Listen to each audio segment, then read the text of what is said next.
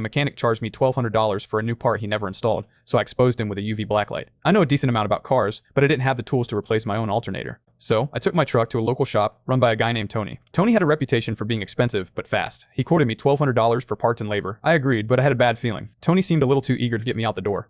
Before I handed over the keys, I pulled a permanent UV marker out of my pocket.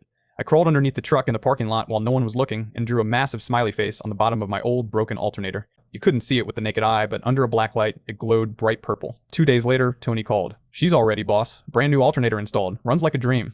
I showed up, paid the bill, and asked, "Can I see the old part? I want to keep it for scrap." Tony got shifty. "Oh, sorry, we already tossed it in the dumpster. It's gone." I smiled. "No problem. Let's just pop the hood and check the installation." I walked out to my truck, popped the hood, and pulled a high-powered UV flashlight out of my pocket. Tony looked confused. I shined the light down into the engine bay, directly onto the brand new alternator. There, glowing in bright purple neon, was the smiley face I had drawn 2 days ago. I looked at Tony.